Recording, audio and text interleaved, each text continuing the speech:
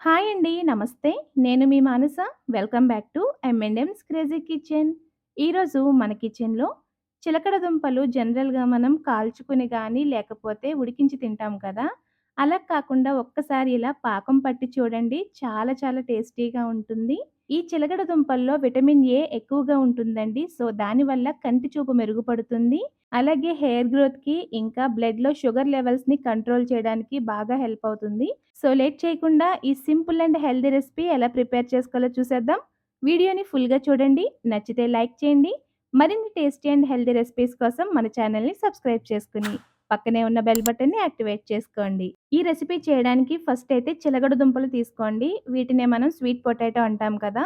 ఇవి వచ్చేసి సుమారుగా ఒక 500 గ్రాముల వరకు ఉన్నాయండి. ఇవి తీసుకునేటప్పుడే మరీ సన్నగా కాకుండా, లావుగాని కాకుండా ఇలా మీడియంగా ఉండేలాగా చూసుకొని తీసుకోండి. ఇవి కాస్త మురికిగా ఉంటాయండి. సో, అందుకే కొద్దిగా వాటర్ యాడ్ చేసుకొని, ఒక్క 5 నిమిషాలు నానబెట్టిన తర్వాత క్లీన్ చేస్తే మనకి చాలా ఈజీగా మట్టంతా పోతుందనమాట. ఇప్పుడు వీటిని 2 ఇంచెస్ పొడవు ముక్కల్లాగా కట్ చేసేసుకోండి. స్వీట్ పొటాటోస్‌ని డైరెక్ట్‌గా వాటర్‌లో వేసి ఉడికించామంటే అందులోని స్వీట్‌నెస్ అంతా పోయి మనకి దుంపలు చప్పగా అయిపోతాయండి.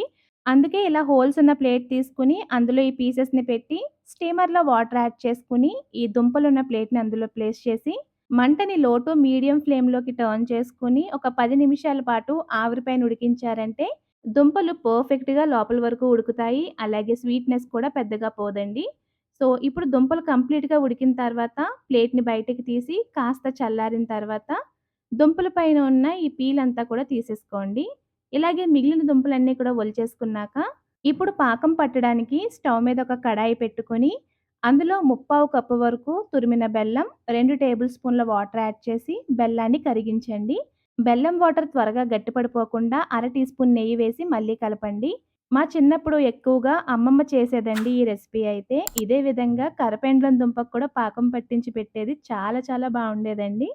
సో, ఇలా బెల్లం వాటర్‌ని మరిగించి తీగ పాకం రావడం స్టార్ట్ అవ్వగానే, ఇందులో ఒక పావు టీ స్పూన్ యాలకుల పొడి వేసుకొని ఉడికించి మనం తొక్కు తీసుకున్న ఈ దుంప ముక్కలన్నీ కూడా వేసేసుకోవాలి. మంటని లో ఫ్లేమ్‌లోనే ఉంచి ఒక్క 2, 3 నిమిషాల పాటు కలుపుతూ మనం దుంపల్ని పాకంలో బాగా ఉడికించాలనమాట. ఇలా అన్ని వైపులా కోట్ చేసుకున్న తర్వాత ఈ దుంపల్ని వేరొక బౌల్‌లోకి తీసుకొని సర్వ్ చేసుకోవడమే.